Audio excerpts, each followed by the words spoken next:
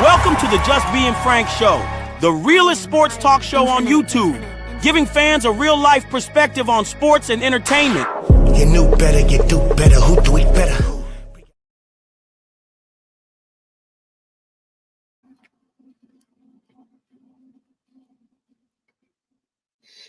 Get top of the morning, afternoon, night, depending on where you at. It's the Pope, your host, that do the most and tell the most truth to you. Welcome to the Just Being Frank Show. Hit the like button, subscribe. I got some confirmations, right?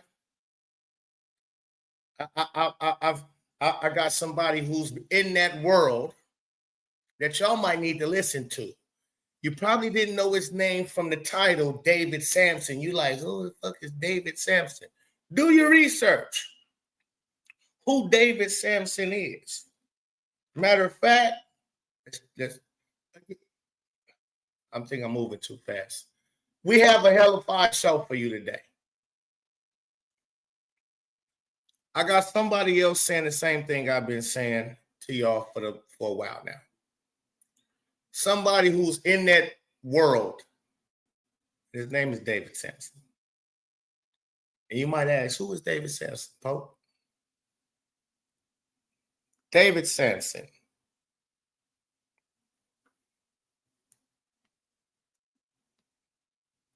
Says David P. Sampson is a former Major League Baseball sports executive and the president of the Miami Marlins. From 2002 to 2017. It's a long time. It's a long time. He's been handling business for the Miami Marlins, presidential business, for a long time. He was responsible for the complex deals. Let's make sure we listen to the words. He was responsible for the complex deals that led to the construction of Merlin's Park, which was largely funded by taxpayers. The deals were so unusual that the Federal Securities and Exchange Commission investigated the bonds used to finance the project. So he's savvy at getting deals done to the point they're like, how did he do that? We got to investigate. I don't know. That's David. That's David Sampson for you. Okay, just to give you a little backdrop on who he is before I bring that up. But before I bring the video of him up, explaining how the Wnba, if they don't sign this deal, it's over. And why? It's over. Okay?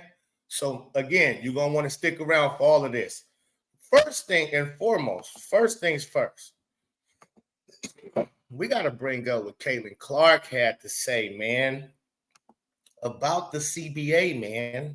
We got to do it one more again. And this time we really going to dissect what she was saying. I also got Yahoo Sports, it's two cuties on Yahoo Sports talking about what Caitlin Clark said and what Angel Reese said about the CBA and what Nefessa Collier had to say. Very interesting takes for these two cuties. And so I'm going to bring up their video too, and we're going to listen to what they thought about Caitlin coming out and finally speaking out about the CBA negotiations. But let us go ahead and revisit this, right? Let's revisit this and dissect this for real. Let's go. At the end of the day, that just elevates everybody's game and elevates mine. And, that's what you want to be around. You want to be around the best of the best. In the background of all of this, there are these negotiations for a new CBA going on. Obviously, yourself, Paige, Angel, this younger generation is influencing that a lot, just in terms of your marketing power, your visibility. Yeah. What role do you see yourself and your peers, again, the ones I just mentioned, playing in these negotiations? Yeah, I think it's obviously really important, and last couple classes of the WNBA have, you know, been able to take a step into the league and perform at a very high level. And I think the most important thing for myself, you know, thinking about these CBA negotiations, like this is the biggest moment the WNBA has ever seen. And it's not something that can be messed up.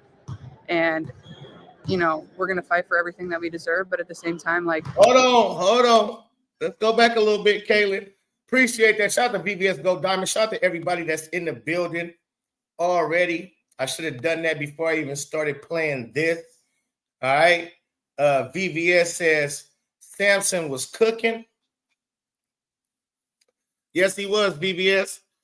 So I'm glad you already seen it.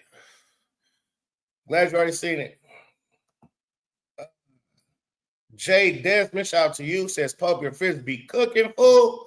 Appreciate it, man. I'm just a little Costa Nostra type of guy. You know what I mean? I got, you know, yeah. You see the shoes. You should see the shoes.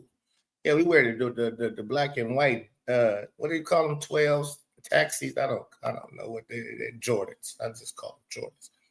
They overplaying their hand. They supposed to give more overtime, not put the eggs in one agreement. Correcto. Shout out to Pete in the building. Can you see this post? Yes. It's spelled funky. but yeah, it can see it. I see you caught that Lacoste sale, buddy. Got the same shirt. Oh, that's what's up. Yeah, man. Damn, why you gotta be putting my shit all on up? Why you gotta be putting my shit all out there? Why you gotta be telling everybody? Hold on, man. Let me get big screen, man. Let me get big screen. Let me get big screen, man. Why you gotta be telling everybody I got my shit on sale, folks? And now, first of all, I got tons of Lacoste shit. Okay. I'm sure you understand now. I didn't just go buy a bunch of Lacoste shit on sale. No, but I did get this t-shirt on sale. You are correct about this t-shirt. Okay, not the hat, not none of the shit I've been wearing all week. This is the only thing I went and grabbed this t-shirt. And luckily, listen, beautiful that it was on sale. Okay, because I bought me the Jordan taxis and I needed a t-shirt to go with them. And so I went into Dillard's and I went to my Lacoste area and seen if they had any t-shirts. The only white and black t-shirt that they had that went with the Jordan taxis was this one. Oh, beautiful. And it was in the clearance rack with beautiful. Thank the heavens. All right. Now to stop telling everybody about our sales, man. Keep that to yourself, man. All right, let's get back to business. We just have to pause for the cause. Try, put me out there. Like I only shop on the clearance racks. So, nigga, get it correct. All right, let's go. Negotiations, like this is the biggest moment the WNBA has ever seen, and it's not something that can be messed up. The WNBA has ever seen, because I'm on the scene. I'm starting to make owners a little green. Up, and you know we're gonna fight for. Look at that! Look how deep in thought. She's not looking at nobody. She's looking at how she's putting her words together. She's unscripted. That's what I love about this girl too. She don't need to read from a paper. She's thinking before she's speaking and while she's speaking. So even though she look, and this is important to her. So she's deep in thought right now. So again, she's choosing her words carefully. Everything that we deserve, but at the same time, like we need to play basketball. That's what our fans. That's a direct response to Nefessa Collier and Breonna Stewart. That's a direct response to them. That deserves shit. We need. I understand. We need to get. So let me acknowledge that. Yeah, I agree with you. Okay, but she really doesn't. Because again, she don't gotta say. The numbers say you don't deserve it. I deserve it. Me. And because I'm female and play in a league full of other females, now you guys get to get some money that you really don't deserve. Now, she can't say that. I understand that part of the business. But this got to be so frustrating to her because she is fully aware that she is the reason for all of this. She's fully aware. She's fully humble. She's fully this what makes us love her so much, because she knows, and she probably was like us at first, ladies and gentlemen. She probably didn't know the WNBA never ever turned a profit in its life. She probably didn't know that until she got to the league. We didn't know that, right? We weren't paying attention. We didn't care. But she probably didn't even know the WNBA was in a hole so far. And maybe she did know. Listen, maybe she did know they ain't never turned a profit. I'm sure she knew they wasn't making a lot of money. I'm sure she knew the players wasn't making no money. I'm sure she knew that part. I don't know if she knew why, because I'm a grown-ass man, 43 years old, and I knew the girls wasn't making no money. I didn't know that they never turned a profit. Never, though. I didn't know that. Never? Not in the beginning. I didn't know that. That was new news. I was like, damn. 25, 27 years, and you niggas ain't never got made a penny? No wonder y'all had to put them on commercial flights. No wonder y'all had to put them on Greyhound buses. No wonder y'all had to downsize arenas and put them in junior college gyms and YMCAs and shit. No wonder. Because they ain't made no money. Now here she comes, she's making the money, and you talking about you deserve something? You never made no money. How do you deserve? Listen, you deserve to make nothing because you made nothing. If you made nothing, you deserve nothing. Listen. Morning, AB. Shout out to you. Please learn me. Please, somebody learn me something, man. Somebody learn me something, please. If you made nothing, what do you deserve?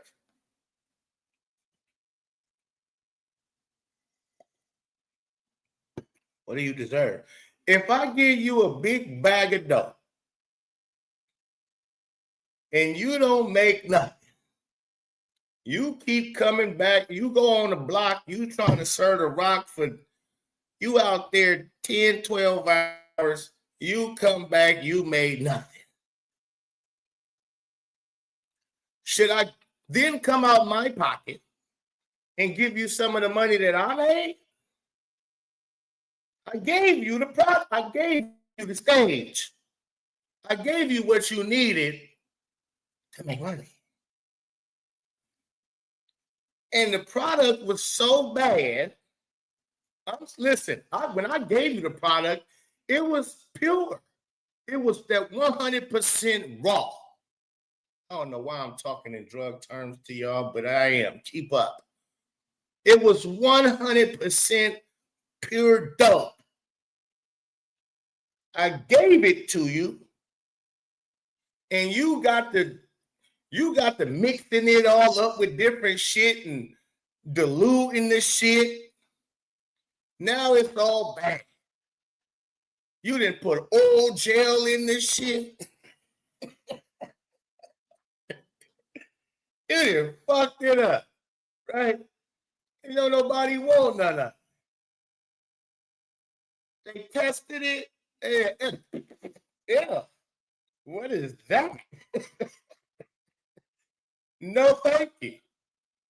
Yeah, I thought I was addicted to this, but I'm not. Not this type. I don't want that product right there. I need to go around the corner and go get that good stuff the NBA got. Because the WNBA, y'all got that And the NBA hitting me over here because they so packed, right? They making money hand over fist. I'm the NBA. I'm making hand over fist money over here. I'm on the block serving everything. My shit pure. They loving it. Oh, they loving it. I hand you a pure brick and you dilute it, fuck it up. Because if I put the NBA on your name, do you understand? I just branded you. I just stamped you. I told all our fans, hey, this is my dope too. Hey, go over there around the corner to the homie. I'm only serving big. I'm only doing big numbers over here. I'm doing big numbers over here. He got the smaller numbers over there, but it's the same product. And then you go around the corner, and the little homie don't got the same product.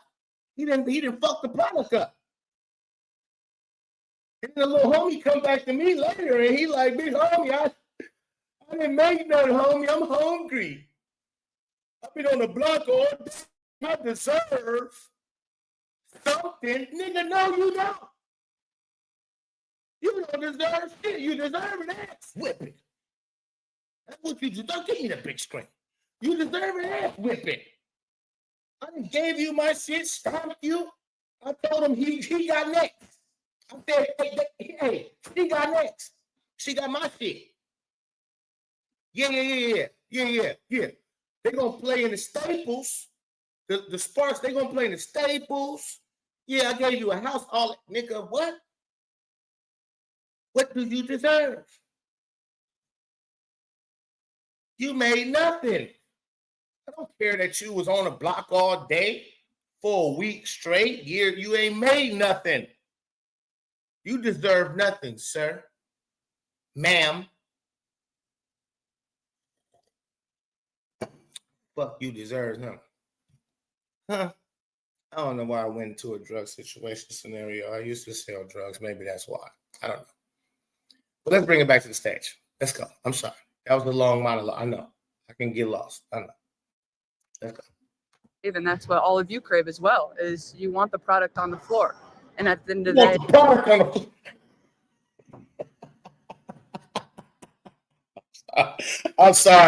I'm sorry. She said you want the product on the floor. Yeah, I was just talking about the product. See, I was just talking about trying to ball versus some dogs. It's a dangerous game. Oh my God. that's how you make the money. That's how you're marketable. That's how you make the money. You got to have a good product. You got to have a good product. First, Kaylin, you got that good product. You are high commodity. You are a hot commodity girl. Okay, nice quality, right? Expensive. Oh, you the expensive kind. Oh, the money you got to pay for this type of dope. This is dope. See, this is pure snuff. You understand? what the fans get excited about. That's what the fans want to show up for. So, it's business and it's a negotiation, and there has to be compromise on both sides. And, we're starting to get down to the wire of it, and it's become really important. And yeah, my girl is worried. She's worried. Do you see her face? I know I'm joking. I'm sorry. I'm going back. Look at her face, folks. While she's talking about this, her face. I can go. Listen, where I'm at right here. We at 5:30 right here. I'll go back to 5:30. Watch her face. Let's go. Still shot here. She upbeat. Still shot here. She upbeat. She alert. But then let's go back to 5:30. Let's go back to 5:30. She looks sad. Talking about that little puppy face. Yeah, little puppy face. 5:30. Puppy face. 5:30. She was upbeat talking about being back playing basketball, being back around the girls and the media and everything is popping. Oh, yeah, it is. Now we like this. Now we head down with a frown. We trying to contemplate. You know why this is her face? She know they not negotiating in good faith. That's why she's saying everything she's saying. She know they're not negotiating in good faith. And, you know, we're going to fight for everything that we deserve. But at the same time, like, we need to play basketball. And, you know, I love how she, you know, she don't let that linger. Like, she don't say it and she didn't let that pause, even though it should have been a period of some, even though we deserve it. Well, even though I know we want, hold on. Let's go back. That was so quick. She went twisted on me. And, you know, we're going to fight for everything that we deserve, but at the same time. See, it was supposed to, even they put a pause in the captions. She was supposed to pause, but she didn't pause because she went, yeah, it's like a brush off. Yeah, I know y'all be saying we deserve, yeah. We want to get whatever we deserve, but at the same time, we got to be rid of. Kaylin is a genius. Kaylin is a fucking genius. That's us Aquarius. I think it's the Aquarius in us. High level. And I think the most important thing for myself, you know, thinking about these CBA negotiations, like, this is the biggest moment the WNBA has ever seen. And it's not something that can be messed up. And, you know, we're going to fight for everything that we deserve. It's not something that can be messed up. Do you hear this? I want to pause for the shout out to BDP in a bit. Do you hear this? I think it's there, not stepped on. Yeah, he didn't step all on it. I didn't want to say all of it. BDP, you okay. I didn't want, I thought that might go over too many people's head if I said stepped on. So I just, you know, you diluted it. You know, but yes, BDP, you gotta hear. That's what BDP means, ladies and gentlemen. You didn't mixed and mastered the dope and diluted it. You stepped on it. It's what we call it in the streets. Yes. Okay, but damn it, BDP, you threw me off with that. But no, she says, you know, I got HDHD, y'all. HTTV, ADHD. Okay, whatever, you know, fuck I mean. Let's go back though. Be messed up. And yeah, messed up. This can't be messed up. That's where we was at. This can't be messed up. CBA negotiations, like, this is the biggest moment the WNBA has ever seen. Look at that face. We analyzing. We already heard this and seen this 1,000 times. Don't get mad. I keep pausing it. I don't want to hear shit. We analyzing facial movements, the whole shit. Break it down. Stop complaining. Stop whining. I'm pausing this shit. We got to see what she looking like. And it's messed up. We can't mess this up. We can't mess up. What are they doing? And what are they doing? They messing up, right? Kayla know they messing up. That's why she said, man, God damn it. We can't mess this up, y'all. And it's not something that can be messed up. And, you know, we're going to fight for everything that we deserve. But at the same time, like, we need to play basketball. That's what you little stupid bitches. Oh, hey, BDP. I think she definitely been talking to them behind the scenes. BDP. Hey, hear me? BDP. She been definitely talking to them behind the scenes. You hear now that I'm re-listening to how she even phrased and everything they didn't say. They probably said this to her, and she like, yeah, and this is what she has said back to them. Now she's saying it to us. I believe this ain't nothing new. What she said. That's why they quickly try to debunk it publicly. After she said this, you had Kelsey Plum come out and say, yeah, nah, Then you had Angel Reese come out and say the same. Nope. She's same thing Kelsey Plum said. Then right after that, you had Nefessa Collier and come out and say, hey, we lockstep.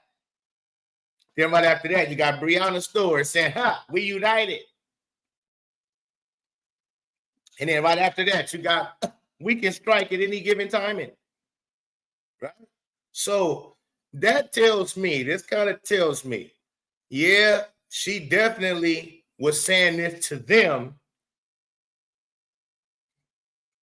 They heard her say this, but when she said it publicly, they ran right after her publicly and said, "No, we saying opposite of what Caitlin is saying. We don't gotta play. We need to get what we deserve. We need to get what that's the main word, deserve.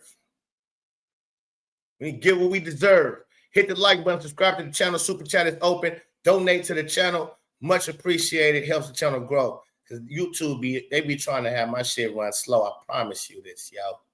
Let's go. And that's what all of you crave as well, is you want the product on the floor. And at the end of the day, that's how you make the money. That's how you're marketable. That's what the fans get excited about. That's what the fans want to show up for. So, it's business and it's a negotiation. And damn, this girl is so smart. She's speaking so fast, but she's dropping so many gems.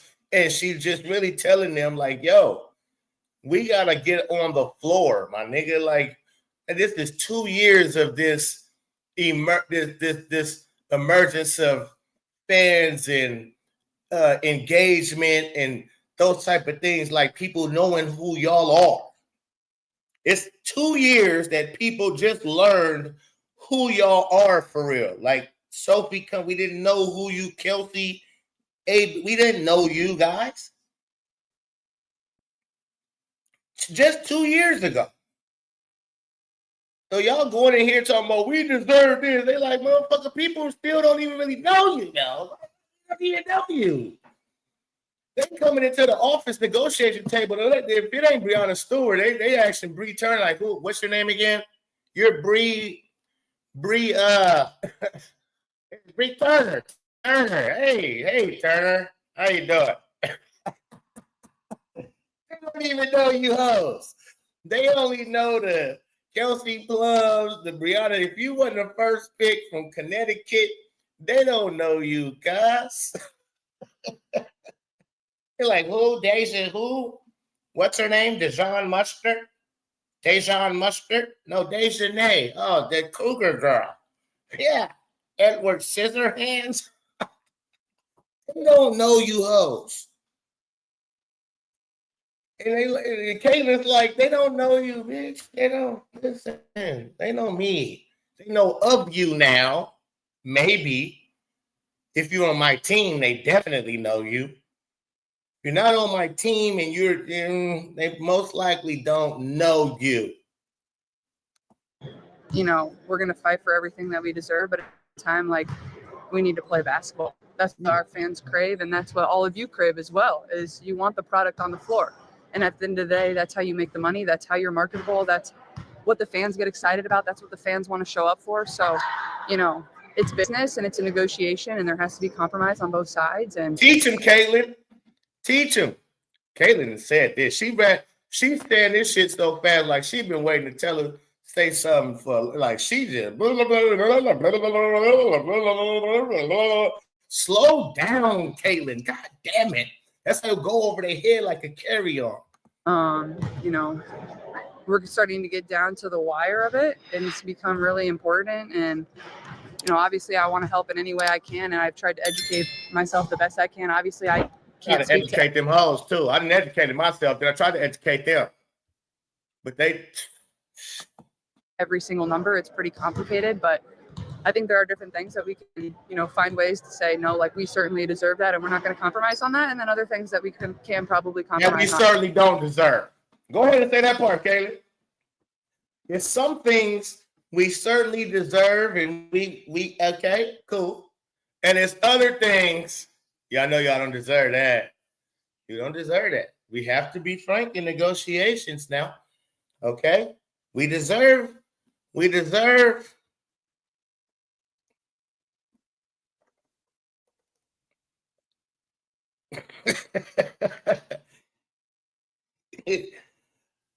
Nothing. But let's go. But like I said, like, this is the biggest moment in the history of the WNBA, and I don't want that to be forgotten. And it's important that we find a way to, play this next season. And I think our fans and even everybody that has played in this league that has come before us deserve that as well. How much have you been? Damn, CC. It's over. It's over, baby girl. Man, they did you do low. they're gonna be shining your wheels, working at a car wash because most of them all wash. Claiming they the reason that most of us all wash. And I'm gonna tell y'all like this, man. When this shit happened, when this shit hit the fan, listen, and they locked Caitlin out, and you officially know they've locked Caitlin Clark out. If I see tired of having to stream in 720p in StreamYard or having to pay more videos on Unrivaled and they call themselves Clark fans, I'm gonna be very disappointed in you. If I see you covering Unrivaled and you know that they didn't purposely lock our girl out of playing basketball, then you're not real Clarky.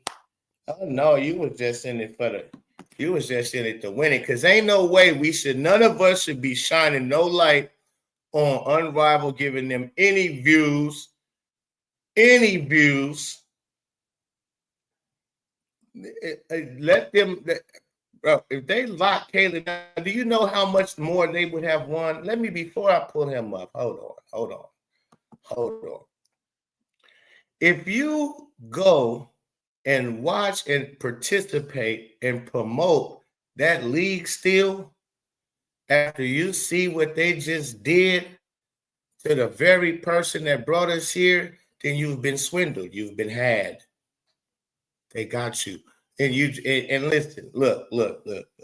And I can't, there's money involved, so I understand.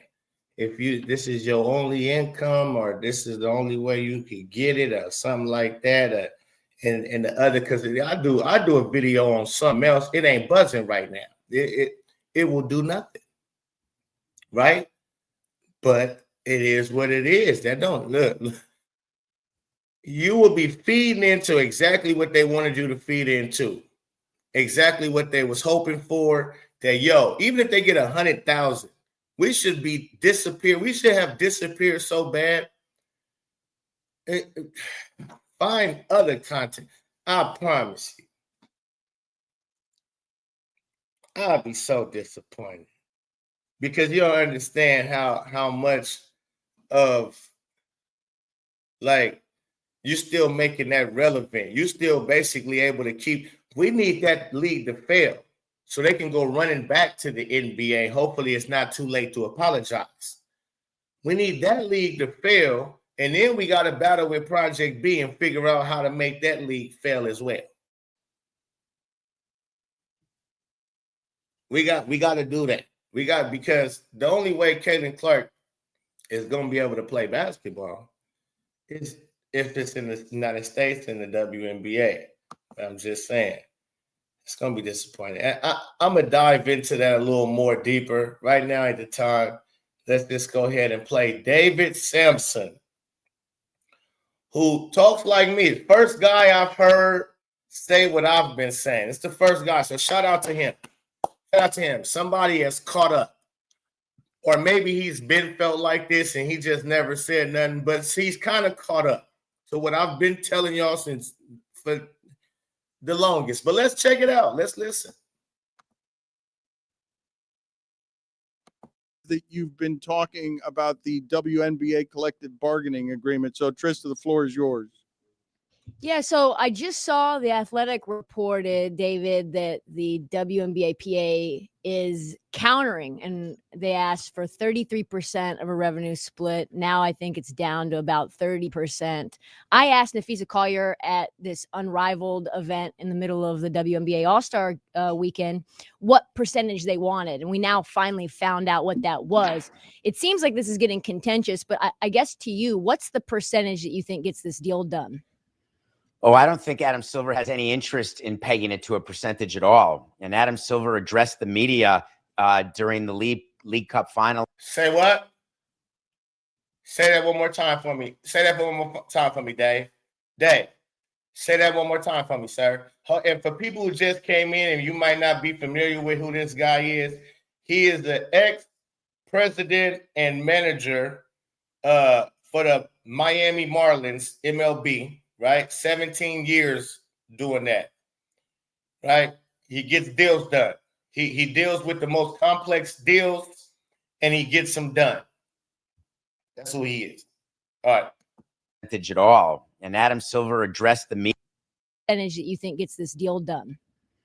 Oh, I don't think Adam Silver has any interest in pegging it to a percentage at all. And Adam Silver addressed the media during the League Cup final in Vegas and said that he'll get involved if they want him to. But here's the surprise.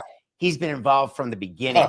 What he was saying is, will I go to the actual table? You don't need the commissioner of the NBA to be at any time. But what they've done is they've extended the deadline first by 30 days, 40 days. So it's been a total of 70 days, which all you're doing is delaying a work stoppage. You want to get to that work stoppage because that's a legal term of art. You want to get to some sort of lockout or strike so then it can go to the next stage of these negotiations.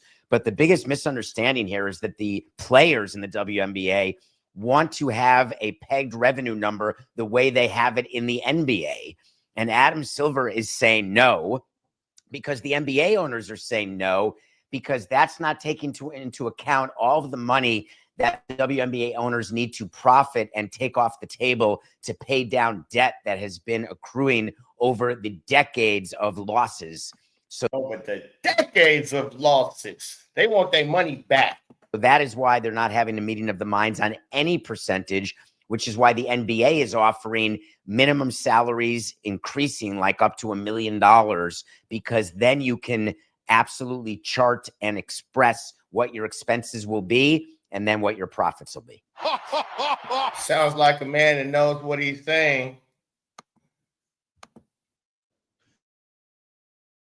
So, David, reports are, I think the WNBA's stance is 15%. There is a percentage they're pegging it to. It's 15%. But the way they're getting around it is by saying, okay, and we'll have higher maximums for the top tier players. Mm-hmm. But also within that, we're going to take away some of the benefits, because all of these proposals up till now have had, well, this is 30% of revenues minus the benefits paid out like housing and transportation and all that.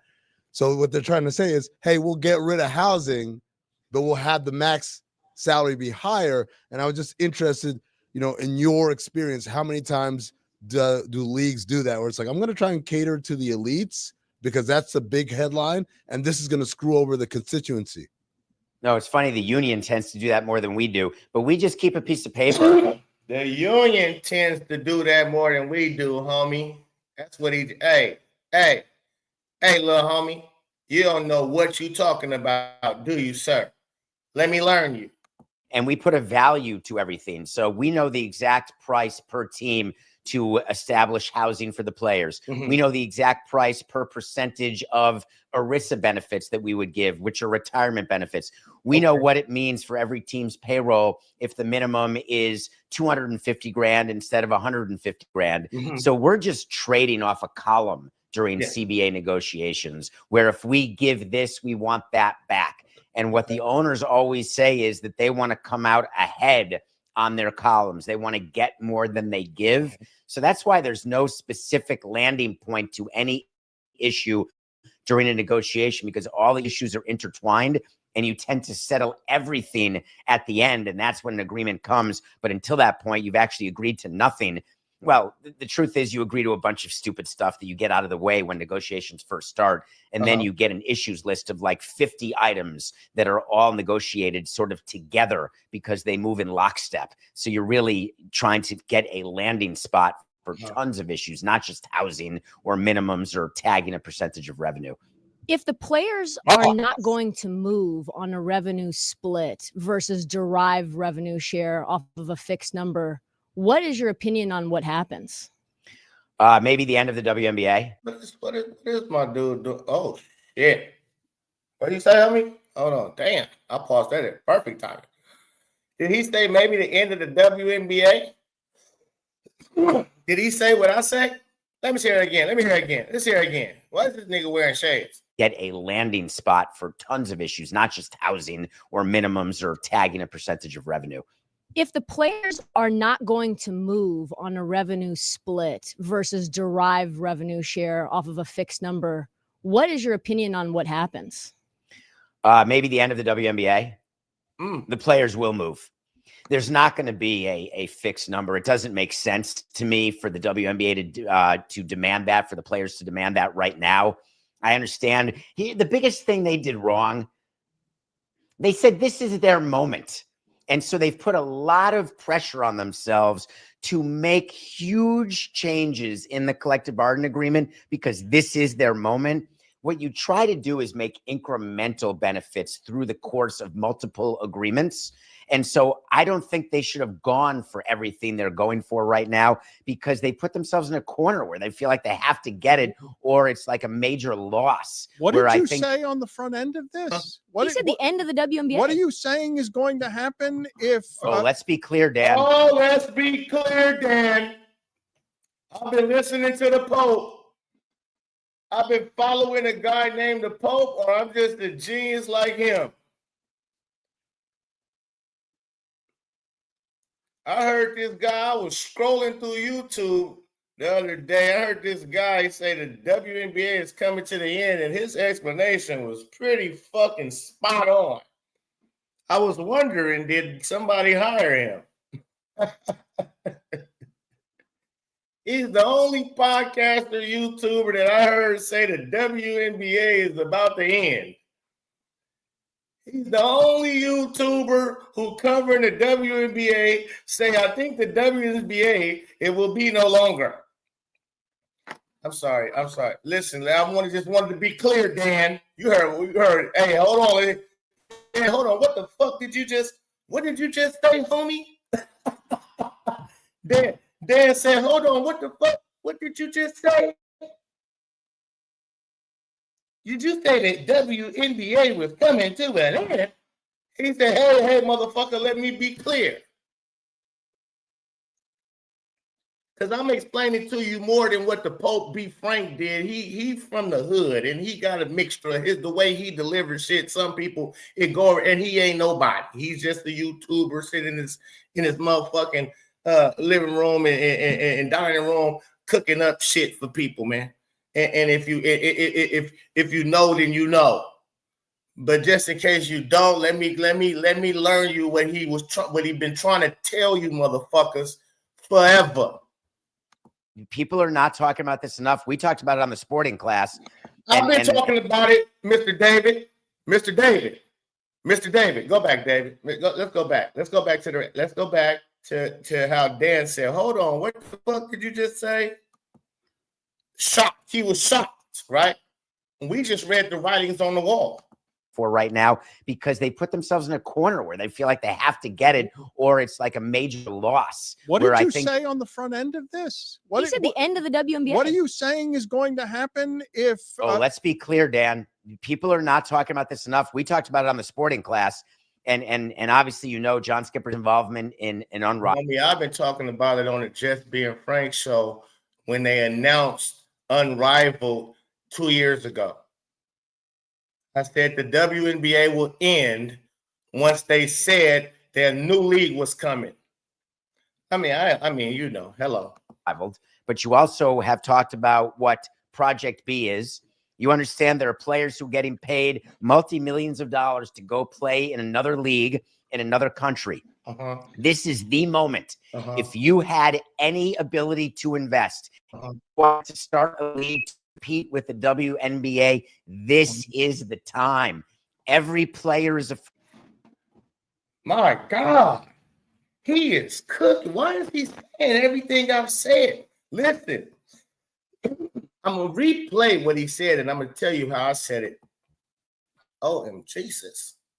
This is the time. I said, why did they start coming up with leagues all of a sudden? Because they seen Caitlin Clark coming. And I told you, the owners was in that room like, yo, if it's ever a time to get away from the WNBA, let's move away from it. And it's time for y'all to start. Okay, so y'all wanted a new league. It's time to let the other people eat. Let's let our other millionaires eat. Gino, you want to invest in this? Ashton Kutcher, you want to invest in this? Carmelo, you probably did some strange for a little piece of change. You want to invest in this? Whoever else want to invest in this? It's open to the public. Let's go. Oh, my God, I've been saying this, bro. And so they came up with Unrivaled. Kate said no, so the next thing you know, they got a Project B for you hoes. because she said no 3-on-3 with you hoes. So they thought the 5-on-5 Project B, she would agree with them hoes. But she disagreed with them hoes. Maybe I confuse you because I be spitting these flows. But follow along, people. This is the moment. If you had any ability to invest and you wanted to start a league to compete with the WNBA, this is the time. And he ain't talking about right now this year. He talking about when they was doing it. He's not saying this is the time. No, he's saying when Caitlin Clark put them numbers up for the championship game in her junior season, them motherfuckers said, yo, they looked at each other. Yo, see that? See them numbers? And then when they seen how everything sold out her junior year, she sold out a football stadium. Them motherfuckers said, yeah, you better put your monies up because we've been ready to get away from the NBA owners, been ready to get away from these WNBA players. They've been toxic and they've just been costing money. They've been using them for a tax write-off for so long. It's criminal. It's starting to become criminal at this point. They're like, shit, man, it's time for us to get away from. We get a fucking charge. We get federally charged. Fucking with these women, trying to take care of these women.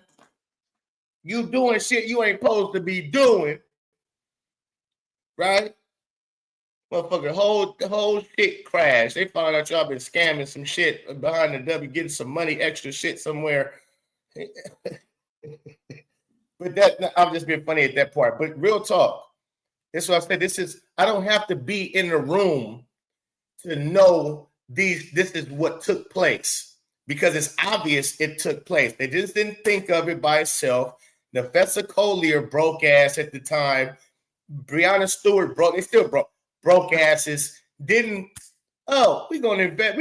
Let's put our couple 100,000 we got into a league and see who all want to invest in a league out of nowhere. Just for like, it was because of Caitlin Clark, the numbers she put up, and the NBA been wanting to get away from the WNBA, and so this was perfect timing for the new league to come. And again, if Caitlin joined Unrivaled, I said this too, it wouldn't be no Project B. They only let a Project B come about because Caitlin don't want to do 3-on-3. So they felt like, okay, then we better hurry up and get another league going and make it 5-on-5. And then we'll just squash that league in the dust and take their players, and they have no choice but to come on over as well. The Unrivaled players, right? Like how they took Kelsey Mitchell and they took Jonquel Jones and they took Al Thomas, right? They just would have took them if Caitlin signed up with Project B. But she said no to that too. So now we're here. Let's go. Every player is a free agent. All of them want money and need money. If you have a well-capitalized and well-funded business, the way Project B may be, that could be the end of the WNBA. And I promise you that Adam Silver is thinking about that, and the players are thinking about that. How real is that? How real is what you're saying? How real is it to be possible, the idea that because you're meeting a moment where profound asks are being made of a business by a group that has never been stronger than it is right now about asking for money, in a culture where it will be very unpopular if the WNBA does what you're saying, how probable is that? It'll be unpopular if the WNBA folds. Unpopular to who? To the large majority of the. I don't know.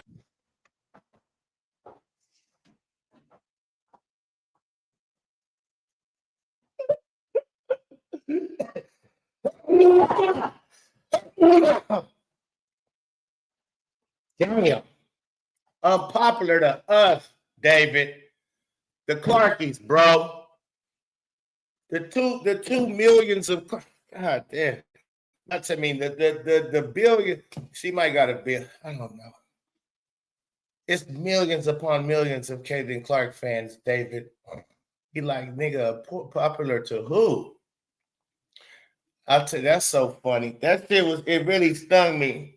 And it's so funny because I just said this last night too. Like, it was times out of these years of, like, I've been born since the WNBA been around, right? So through the years, especially like maybe 10 years ago, I forgot the WNBA was still operating. I didn't, it'd be somebody that pops up that'd be like, oh, the WNBA still going? Oh, okay. You've seen that graph that Ben Daniels put up, that I put up for us yesterday too, where it was no 1 million viewerships from 2009 all the way to Caitlin Clark. That means people like David, myself, you think we lying? Like, what's her name? Angel McCourtney, I believe. When she tell the story how she was playing for the Atlanta, whatever they are, I think the Dreams, the Atlanta Dreams, and she bought a building, she rented out an ice cream parlor from Candace, the singer from Escape, right? Who's Atlanta bred. She playing Real Housewives of Atlanta. She got businesses all over Atlanta, right? She balling, right? Her and her husband, Todd, ex-husband now, they just got divorced. But she tell the story how she rented out an ice cream parlor from Todd and Candy, and they had a restaurant right in the back of the ice cream parlor that was popping. And Todd, he put on a wall, he made a mural with all the professional teams in Atlanta. Soccer team, the baseball teams, all the professional hockey teams. He put all the professional teams in Atlanta, and it was real nice, right? And she come look at it, and she say, how you gonna do with me like that? Like, what about the Dream? He was like, who? She was like, the team I play for. I'm in the WNBA. That nigga didn't even know. He was like, oh shit, my bad. Oh, he didn't even know they had a team in Atlanta. Fuck the WNBA. He didn't even know they had a team in their own city. I didn't know the Las Vegas Aces was for real in Las Vegas. I was living in Las Vegas at the time when Asia Wilson, I believe, joined the team. No, when did she join the league? Did she join 2018? I think 2018. No, yeah. But neither here nor there. This shit is ridiculous, man. He said, who was going to be popular? This shit can go disappear. Nobody would care. I'm not sure I understand what you're saying. If what you're saying that there have been expansion fees paid to the large majority of the, I'm not sure I understand. For money in a culture where it will be very unpopular if the WNBA does what you're saying, how probable is that? It'll be unpopular if the WNBA folds. Unpopular to who? To the large majority of the, I'm not sure I understand what you're saying. If what you're saying that there have been expansion fees paid and they're trying to expand and they've got broadcast deals that were totally pinned to the NBA deals, is that what you mean by unpopular? What I'm telling you is that if the players get too greedy, it will be the end of the WNBA. That's not the end of the world for them. Because they have options. I don't hear anyone say because they have options. I don't want that to go right here. What was I just saying? What was I just saying yesterday? I think I was saying this to Pete 2 days ago. Me and Pete was up here. Pete, you remember? I said, why would they come back if you can get paid millions of dollars elsewhere? If you can get paid millions of dollars somewhere else, more than what you can get paid in why would you go back to that? So if you locked out this year and Project B happens to go on and they paying you millions of dollars and you making good money in Unrivaled or whatever the case may be, then why would you even go back to the negotiation table? You're going to be happy with what you're getting.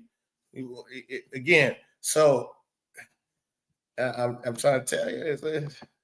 Though, that we're on the precipice of it sort of collapsing and needing to reinvent itself. I haven't heard that anywhere. It's just, you should have came to my channel a while ago. Dan Tard, what's your name? Daniel Labatard? I don't know. It's because people are not actually paying attention to what's real about this negotiation because they believe that this is their moment because of all the great press around Caitlin Clark and the excitement of the WNBA. And I am not in any He is cooking grease. He is on fire. He sounds like me, but in a more journalistic, more buttoned up, more knowledgeable. Even more knowledgeable about numbers and all of the shit that goes on behind the scenes. You know, I'm just the guy in my living room collapsing and needing to reinvent himself. I haven't heard that anywhere. It's just because people are not actually paying attention to what's real about this negotiation because they believe that this is their moment because of all the great press around Caitlin Clark and the excitement of the WNBA. And I am not in any way impugning the right of players to make as much money as they can, because if you can go overseas, if you can go to Unrivaled, if you can go make a living and it's a better living, go make it. It's like on any business. If you can make more money at the Ringer, people are going to go to the Ringer. That's how it goes in life. And in the WNBA, if the players can make more money elsewhere, they're going to go elsewhere. That's what's going to happen. Too soon. Seemed like a very specific example. Too soon. I don't think it's too soon or too much. Right. It's simple mathematics, bro. What do you mean too soon? This dude right here, hey man, shout out to this. The joke you made in the middle there, it's too soon. It's too soon. Very specific. Yeah, it was too specific. Give me a date. Predict it now. Tell me when this is going to happen, because it sounds to me like you're predicting it's going to happen because you know business, and it's really not a prediction, sir. You're just reading the writing on the wall. What I keep telling you, I'm not predicting this shit. I'm just reading the writings on the wall. That's all. This shit is evident. It's almost like they gave us the playbook. They put it all on display. They did it smoothly. They tried. But again, when you it's a puzzle. And so when you get other pieces and you scram it through, you know how you put together a puzzle, right? You scram it through. And this don't fit or that don't fit, right? You can't try to force it. So when y'all be like, why did they let Caitlin get treated like that? Why this? Why that? Why? And then you start seeing a new league get announced during her rookie season. During Caitlin Clark's rookie season, Breanna Stewart, who we just learned her name for real, right? Probably knew her name maybe when she was in Connecticut. Maybe you knew her when she was in Connecticut. If you knew her, okay, cool. You got you. But some of us, myself, indeed, didn't know who the fuck Breanna Stewart was. Okay? And so, I took a hard nap on her Connecticut run. And once she got to the pits of boxing ball, she got lost all the way. Right? So all of a sudden, now we know who this girl is because they've been talking. The only reason why we really know their names, the Asia Wilson, we heard her. Never seen Asia Wilson play before I heard her talk first. Heard what she had to say about Caitlin white privilege. I had never seen her play a day in my life. But we know her name immediately because she's talking shit about Caitlin. Then you had Diana Taurasi hating on Caitlin during the Connecticut versus Iowa Final Four matchup or Elite Eight, one or the other, in the March Madness. And they had their show on ESPN, and Diana Taurasi was talking that shit to Scott Van Pelt and all that. When you come into the league, you ain't playing against 18-year-olds. It's going to look more different against grown women, right? You got to understand, they already knew Caitlin Clark she turned them down with the 3-on-3 shit that the investors, like he said, if you want to invest in it, the time was now. So they invested. They knew the time when he's right. The time was now. So they invested. And I'm right. Okay, bet. We're going to invest. So who we going to get the coach? Let's stay there. We put Breanna Stewart, she's a vet. She one of the nicest, ex-MVP, whoopty whoop whoop whoop. Putting Nafessa Collier. I think Nafessa Collier husband is some kind of business savvy type motherfucker. So, but we're going to have all these people behind them. sent Ashton Kutcher to every fucking Iowa game, right? Her senior year, send Ashton Kutcher, clear your schedule, buddy. You're going to go see Caitlin Clark. I'm going to go see her again. Yep, you're from Iowa. You're a guy from Iowa. She's from Iowa. Your Iowans have a connection. You go to every game. Build a rapport. Build a rapport with Caitlin Clark. They were seeking after that girl, man. When you understand, and everybody, it went over everybody's head at first, even mine. Because at first I'm like, oh, okay, that's cool. Ashton Kutcher going to the games. He going to all of the games because he from Iowa. That's what's up. He was supporting. Okay, that's what's up. But no, he was going to them games because he was already invested in Unrivaled. And he wanted to get her to play. So when it was time to negotiate, even if he never said nothing to her the whole time, but he was just going to every game like he was in support, by the time he felt like, because I think damn near every game, the nigga was giving her fives and always talking to her and so on and so forth. Oh, you better believe. And just think, man, listen, because you shouldn't have to be in a room to know. If Ashton Kutcher was going to all the Iowa games, you don't think he's like had a behind the scenes? It's been a lot of behind the scenes moments with them when no cameras was around, maybe eating dinner. Maybe he had his mama house. Her and her family came to Ashton. Like, you don't believe it was something organized for them to just sit down and break bread as Iowans who's made it, and he's so proud of it. Or him over to her family's house. I believe it went further than just him going to the games. And she probably accepted him because that's Ashton Kutcher, and he's from Iowa, and he's made it, and he's supporting her. So why wouldn't she? So Ashton Kutcher, oh, the punk, funny as hell, right? So why wouldn't she befriend him? And then later on, after she befriended him for about a month or 2, 3, hey, yeah, you know, I'm invested in this new league called Unrivaled. Who do you think was the first to talk to Caitlin about Unrivaled? Do you think it was Breanna Stewart and Nefessa Collier? Or do you think it was Ashton Kutcher? Do you think it was Gino Aroma? And people didn't even know he was invested in it. And until what happened when Gino, first he told the truth about Caitlin. She was like Michael Jordan to him. She was cold. Then he went on, I think he went on this podcast, Dan Lebertars, I believe, and went and said, she too weak for the league. She ain't ready. She this, she that. He went and dogged her out. And then what we find out? He's invested in Unrivaled. Oh. So again, man, it's like, oh shit. You know, that's why she been getting treated and targeted from all the players, because she didn't hop on the new wave that they sold to Breanna Stu, Asia, so on and so forth. They sold to them this new 3-on-3 league. The WNBA owners, this is why I say they colluding. They sold to them this new league that's weird. And Breanna Stewart, you gonna be co-founder. You gonna be Nefessa Collier. We put you on the forefront of this. And we yada, yada, yada, so on and so, pulled out the business model. Told them, y'all going to make hand over fist money, so on and so forth, more than we going to be able to even offer you. The reason why we're not going to be able to offer you a lot, because we've not made no money for 30 years, right? So the owners, it's no way we can, it's like we're not going to really be able to recoup that back. So yeah, y'all deserve the money. They probably went away. Y'all deserve the money. Y'all deserve a lot more money. It's just sadly, people don't, they probably blamed it on the masses. They don't pay attention to basketball. They don't put their money into it. They like basketball, but there's something about women. They feed them that shit. That's why these bitches is delusional for real.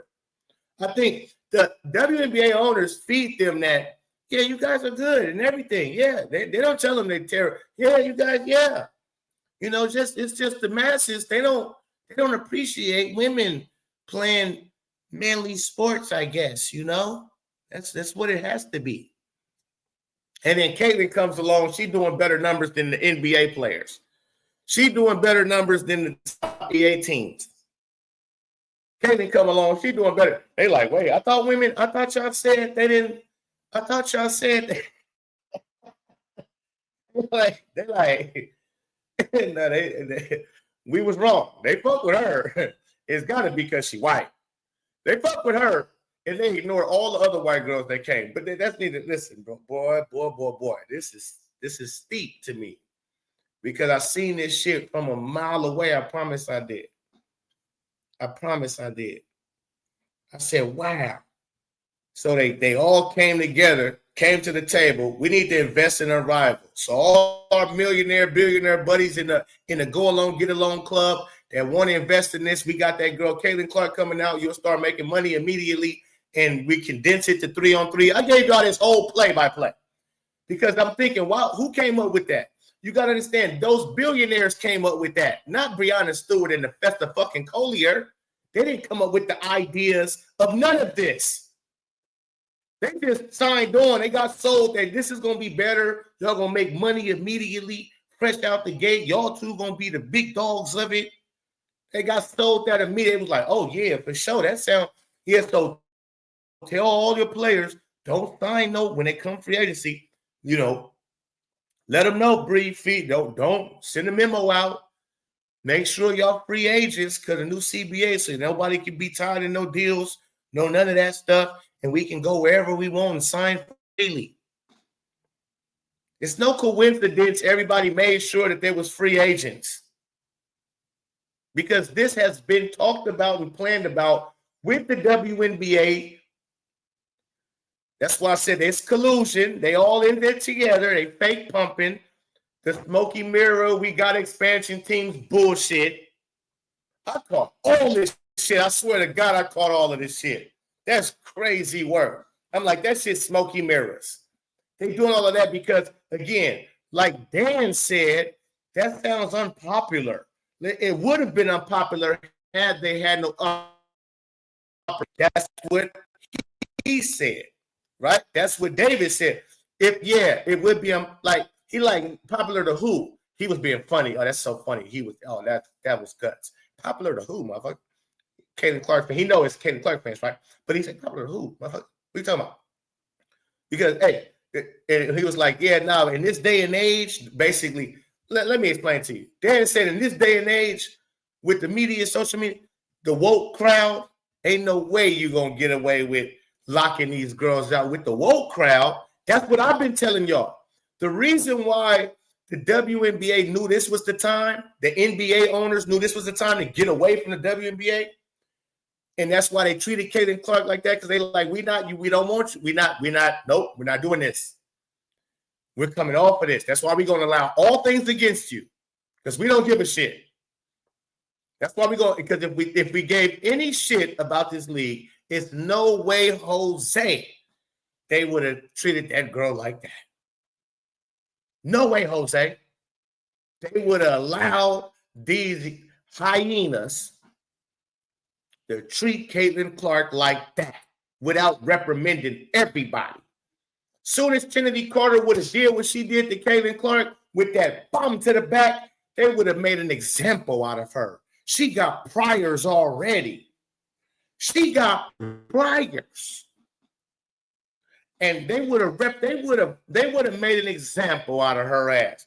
Oh, you do that to the Golden Goose? The Golden Goose we finally got. We've been paying you bitches. Or she bringing it. What? We just got y'all charter flights and you gonna put a shoulder to her back? Bitch, you suspended for the season. They would have kicked that bitch out. They would have told them, nigga, not today. And any of you motherfuckers who got a problem with it, you can kick rocks too. Because out with the old, in comes the new. We don't give a fuck about you, nor you, not Nefetti, nor Breonna Stewart. Ain't no way I'm going to let you do what you think you're about to do. Not the Caitlin Clark. We will suspend all you hoes. And we see Hannah Hidalgo coming. We got Paige coming. We got, and listen, y'all can go.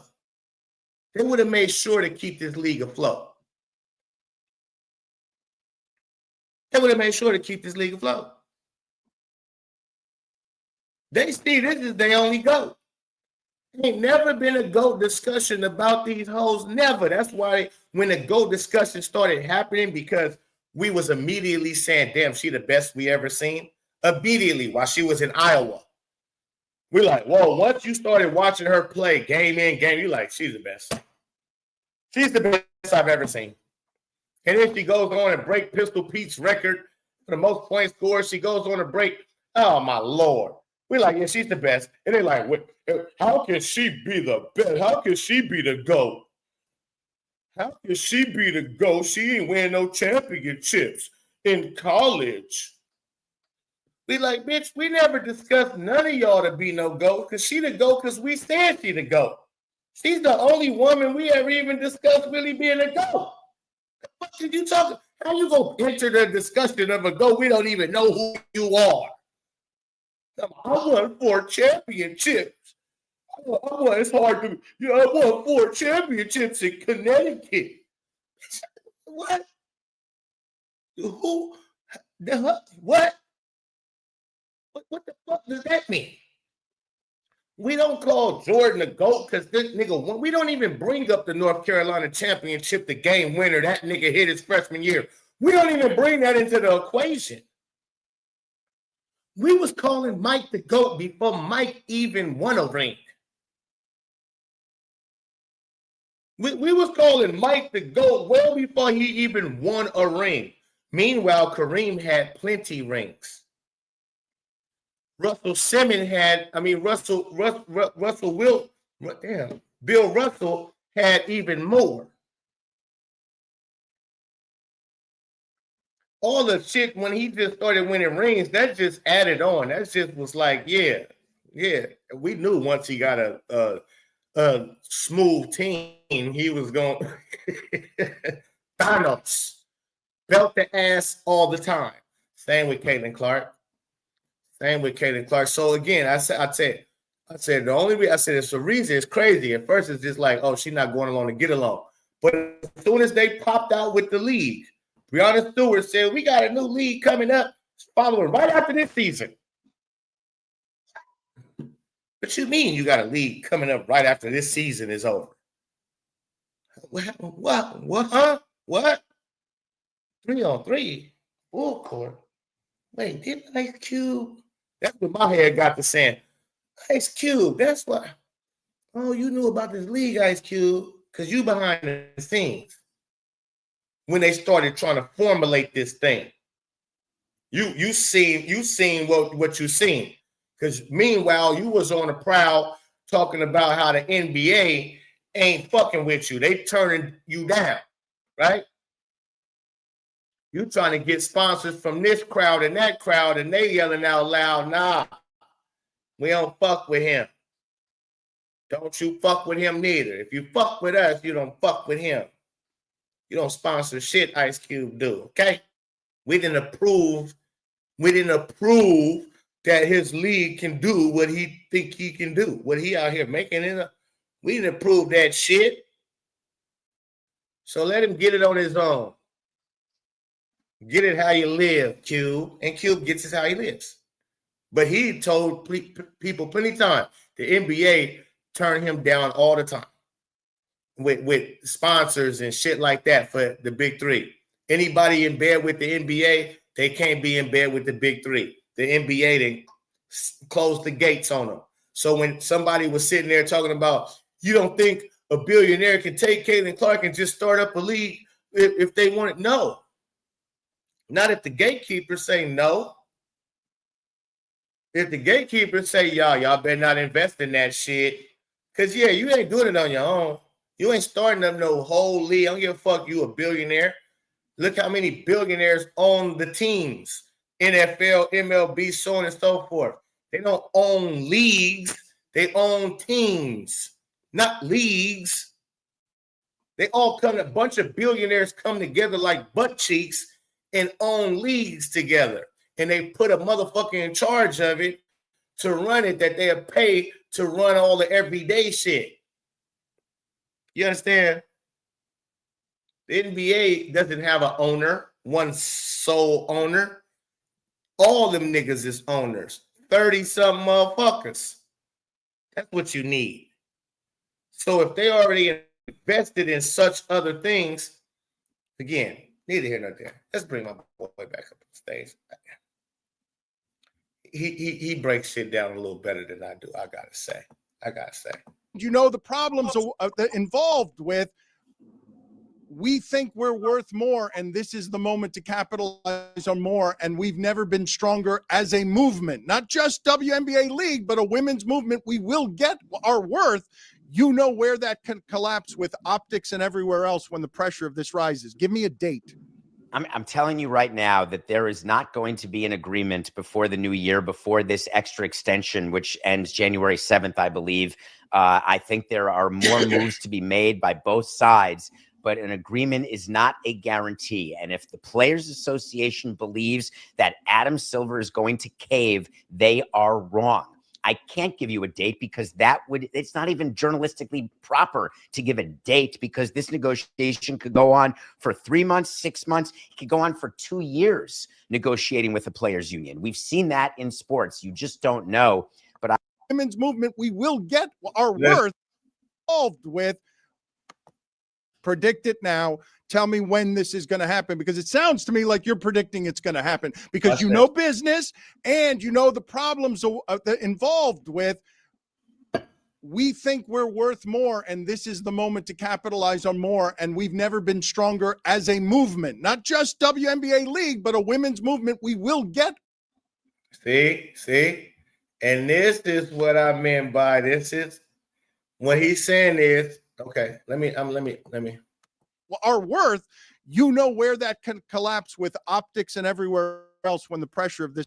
You know where that can collapse. Like, you know the type of stigma that can come behind that. Again, people, this is why I said, this is why they needed the other leagues to formulate, because they couldn't get away, the NBA owners couldn't get away with just locking them out, right?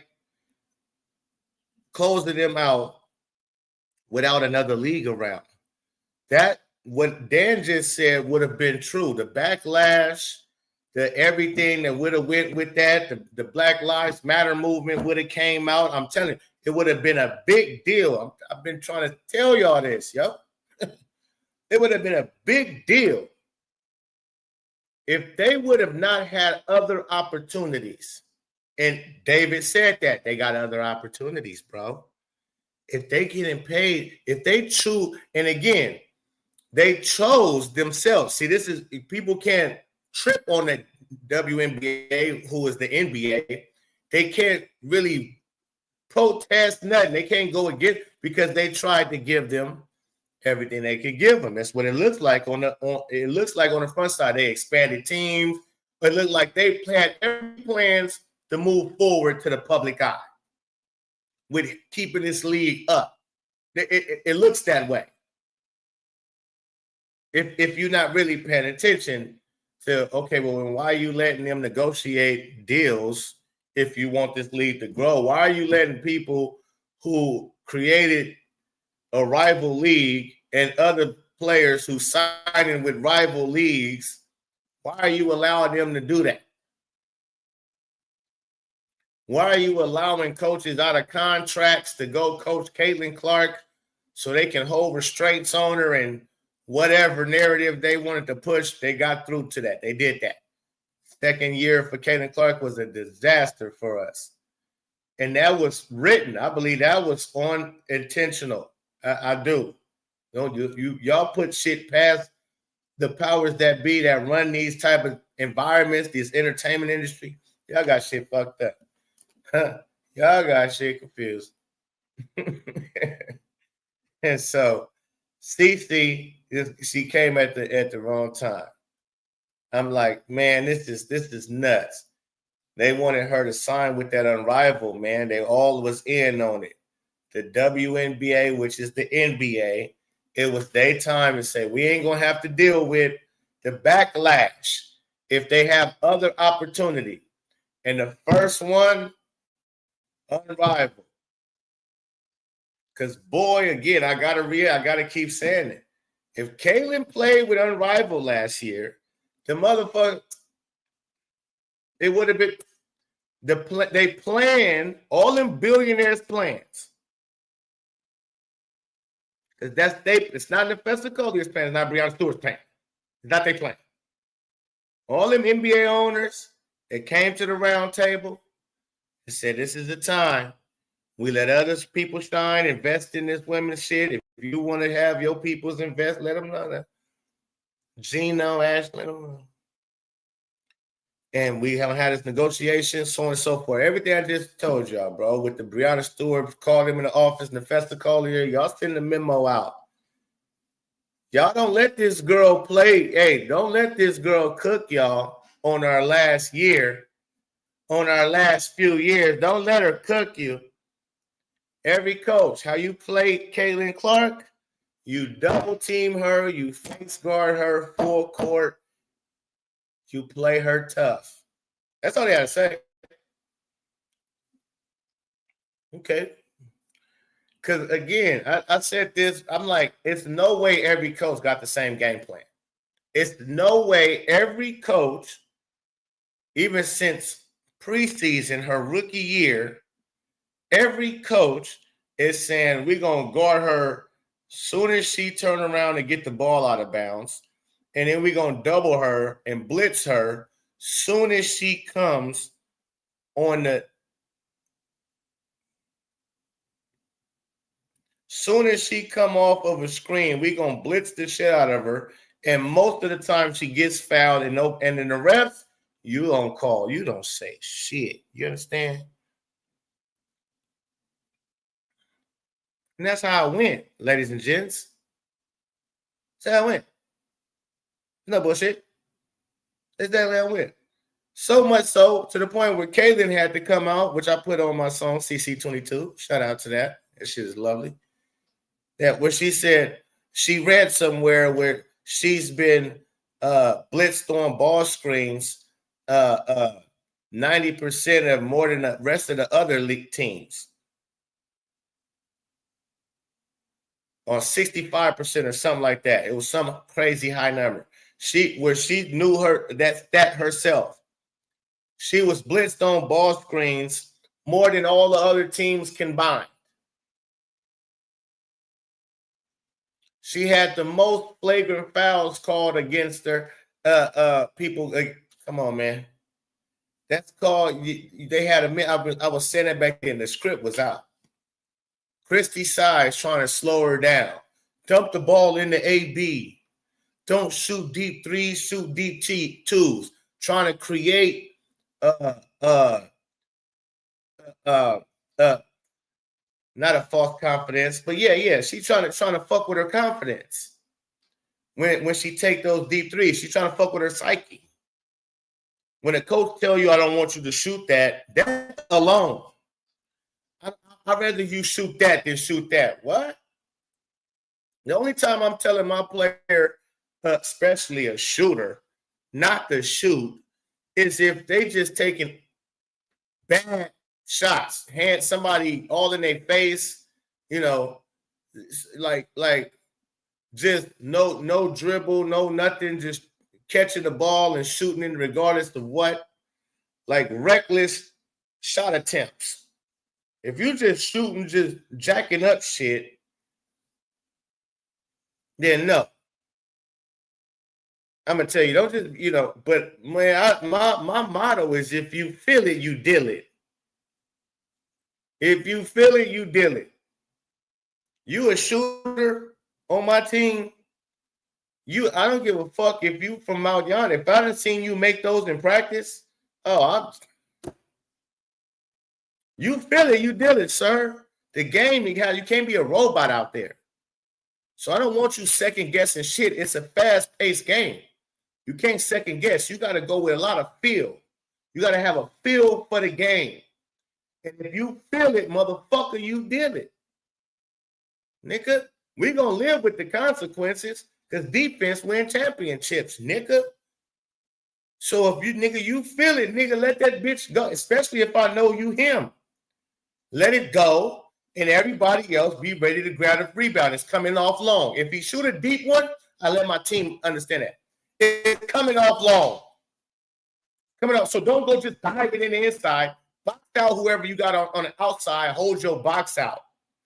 Don't just start running in. Box out because that bitch probably come long. You'll be the first one to it. And we can get it. Hey, let's go. Some people just don't understand certain shit, man. It's ridiculous. It's ridiculous. Caden Clark. They say, yo, here go. Now we got somebody else. It's funny this come out a day after. I'm like, I'm so glad though.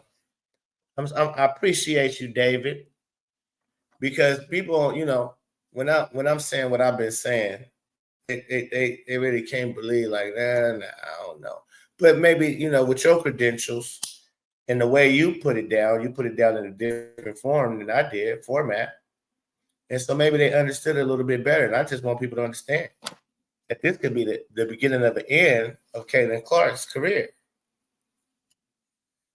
And that's what y'all got to understand. Y'all got to understand that. The NBA ain't tripping on the WNBA going away. They're not tripping. And especially if they can get away with doing it smooth like this, to where the players are satisfied. They're showing you. Listen to. Okay, y'all not select. Bree Stu and Nefessa Collier told you they're feeling great about everything. They have no fatigue. They said, what was exact? They was like, they're very happy. Like, damn, I probably gonna need to pull it up. I need to pull up what they said. They not tripping that they're not getting the deal done. You see how Caitlin is tripping? You see how Caitlin seems worried? And she's talking about we need to get on the floor for our fans, and that's how you make money. They're the opposite. That's for a reason. They're good with, hey, yo, we're good. We have this. If they didn't have these other options, even if it was one other option, it would be different. It'd be a lot different for everybody. But even the WNBA, the owners of the NBA, the WNBA, it would have been different because then they would have had to bite on some things that they wouldn't have wanted to. They really wouldn't have wanted to. Yeah, man. Let me put the link in the chat, man. Come on up, man. If y'all feel like discussing this, I thought that was very profound. I'm gonna also play what those ladies said on the other channel about Caitlin and about Angel and about all of them, and how they so cool with, you know, not being worried. From the Angel Reese to Kelsey Plums to why you feel like Satu Sabally, they all seem just fine with locking out. They seem like, yo, go ahead, motherfucker. We got this. So that's what other professional sports, when they go through lockouts, players go through lockouts, that's what they don't have. They don't have that. Why Pete didn't get to the stage? Pete comes to the stage. Now, again, ladies and gentlemen, hit the like button for the channel, all that good stuff. Share the video. Super chat is open, man. Let's make it happen. Got Pete coming to the stage, y'all. Shout out Pistol. Pete is in the building on the screen. First time. Oh, what's happening? He on the scene. Let me turn my cam off. I don't like putting on my cam. What's going on, Pope? What's going on, man? I'm just up here happy that somebody else who in the industry knows business, that been there, done that, has come out and told the people, because they don't listen to me. I'm just a small time guy, Well, I'll tell you what it is. They're not gonna listen to him either. because That's true. That's when true. people don't live in reality, they just dismiss all truth, all facts, all logic, all reality, and you still got people. Philip, come on down, brother. Let's do a Price is Right. Come on down. Hop on the mic. Hop on the mic. You still got a lot of people who believe that Caitlin Clark alone is going to save the WNBA. That she's going to march into that room and say, okay, this is how it's going to be. This is my wisdom, blah, blah, blah, blah, blah. And that they're all going to fall in line. What you're seeing now, and I'm going to give you a perfect analogy because you said it yesterday, Pope. Maybe she went in there and spoke to them, but they don't like her. So they're like, fuck you.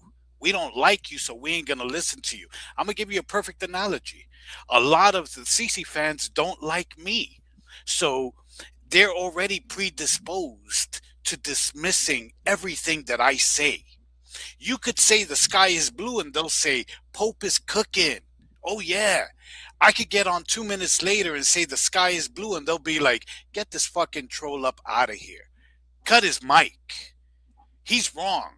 Yesterday around 6, the sky looked pinkish. That shit ain't blue.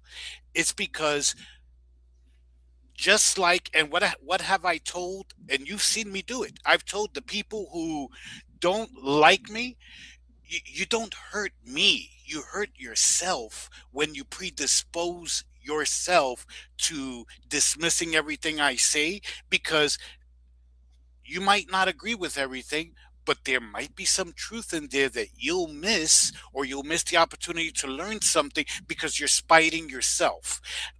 How do we prove that?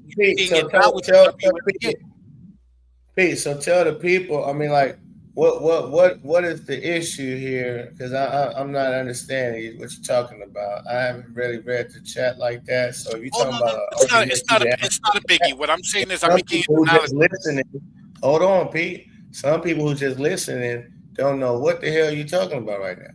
If they're not reading the chat, they might not know what the hell you're talking about. Yeah, but it's not about the chat. What I'm saying is, you notice how the WNBA players, okay, Cece made a statement, which of course was too little too late in my opinion, but she made a statement, and nobody is they've spoken to Fee and Stewie after that, subsequent to Cece's statement.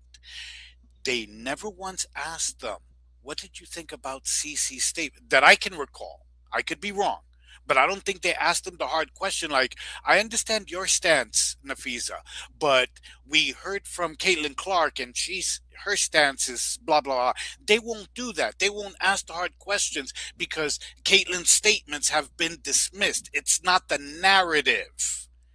And the narrative will always be dismissed. So I was just making an analogy between, for example, myself and Caitlin in that regard. When you don't like someone, you just dismiss outright everything they say. And you're seeing it on a big stage now with the WNBA. They're cutting off their nose to spite their face. A lot of people are saying, CC, this is part of the delusion. CC should be leading the CBA negotiations. Folks, that will never, ever happen, at least in this CBA. Maybe if the W stays afloat 15 years from now, 10 years from now, and she becomes a union rep, maybe. But in this CBA, hell no. Forget about zero chance. Minus 20-0, because they will never, if they don't want to credit her for the growth that the WNBA has experienced since she entered, you think they're going to let her be the hero who gets the CBA done? You got to be delusional. I'm sorry, that's Pete, just delusional. Pete, let me ask you something, Pete, because I read it. What I've been talking about this whole time is the end of the WNBA and what this man just said. Yes, you said it. So you got anything to say towards what he just said, what I've been saying about the end of the WNBA, and or like, because it's like you stand what you're doing is you're saying certain people said this or they saying this. I haven't heard nobody say that. Now, so again, if you're talking about somebody in the chat, because that's what it sounds like you referencing something that's happened in the chat or somebody said something, then we would, especially me, yeah, I'll be able to keep up better. It was like, yeah, what's the name said this, that, and the other, and this is the way it is or something like that. Because I didn't even heard nobody say Caitlin Clark should just take over the CBA and all of that. Like a lot of people have said that. A lot of people. They said she should be, but I don't think they said like again. I don't hear nobody saying she can just do that. And again, if you're talking about somebody in the chat, then I don't know. But I have not heard nobody actually come out and say that. And so look, listen, because what you was at a good place, but then you start going all over the place. And I know I should have stopped you when you was at that good place. When you was at the good place, when you said, it's funny how nobody asked Professor Collier or Breonna Stewart about what Caitlin Clark said, which that's huge. And I wish we would have stayed right there and spoke on that. So let's get on to that right there. What because it's even bigger than that. And show you the agenda against Caitlin Clark. Why would, and the whole thing that all of this is all colluded together. Because me and you know it's conflict of interest. Everybody in the chat seems to understand that it's conflict of interest for Breonna Stewart and Professor Collier to be negotiating when they co-founders of their own league. I see everybody talk about that, right? That's the overall sentiment of something that's a fact that can't be denied. So why is it no reporter have brought that up to not Kathy Engelbert, not Adam Silver, not Caitlin Clark, not Breonna Stewart, not to none of them? And they all know it's conflict of interest. But why ain't nobody saying nothing about it?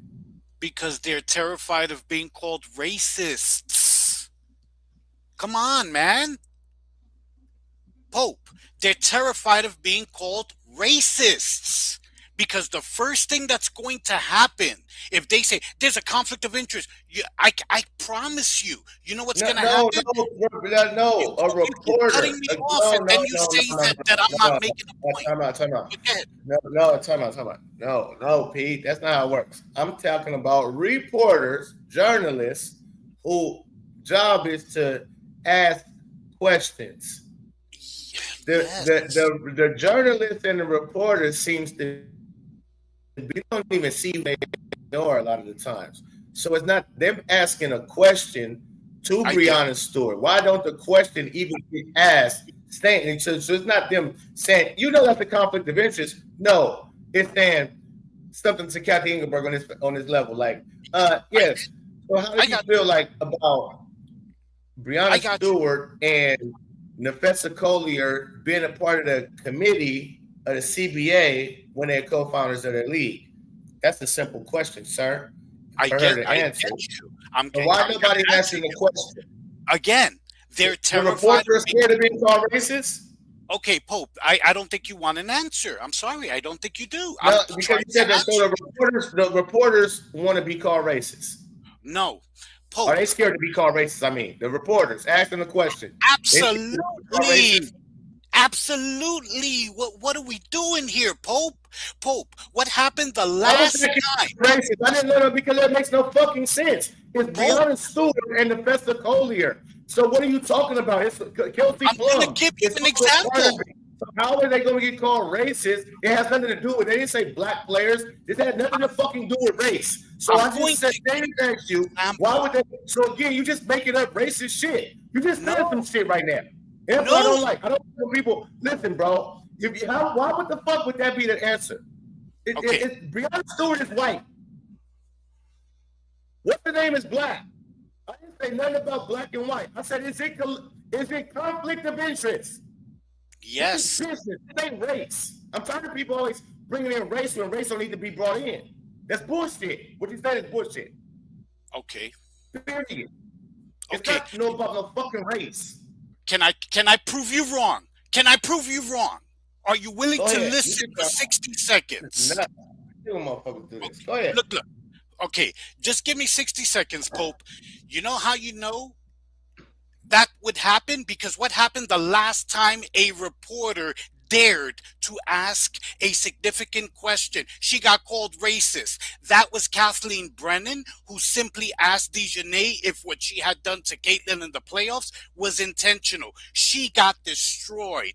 When I say race, Pope, listen to what I'm telling you. What you're going to get if people start questioning, first of all, there's a woke narrative. These are woke people. So the media is woke. The media is biased. They're not going to ask them hard questions. Just like Trump gets different. No. There you go again. No. Smallville in the chat gets it, but you don't. No, they're controlled. That's what it is. They're controlled. See, you got it. No, you don't get it. You don't be listening. No, you don't. No, see, still talking. Now I'm talking. Listen, you don't get it. It's not racist. They're not scared to be called racist. That's not the answer. That's the on a surface level answer for people that think this shit is about black and white. No, it's good versus evil. It's not about black and white. So you already wrong, and you steer in this very narrative that they want you to steer. So you don't understand what the fuck is really going on. And I've been telling y'all what's going on. If they're controlled to only ask certain shit, the same way LeBron, how the media was controlled on how you handle LeBron James and what you can say up on ESPN or First Take. It's only one motherfucker they allowed to be the villain to LeBron James, and that was Skip Bayless. Everybody else, you got to say good shit about LeBron James or you could be fired. It's the memo that goes out. It ain't about race. It's about you better follow our narrative and you're controlled. You're not able to ask those questions. So you better not ask them. It ain't got shit to do with race. Pope, I agree with you. Actually, I know. It's about good and evil. But that wasn't your question. Your question wasn't, Pete, how do you view this? Your question was, how does the media view it? And you keep interrupting me. No, it wasn't. It was not that. I asked you why are nobody asking the questions. Okay, Pope. And you said you're scared to be called racist. No, yes. The answer is because controlled.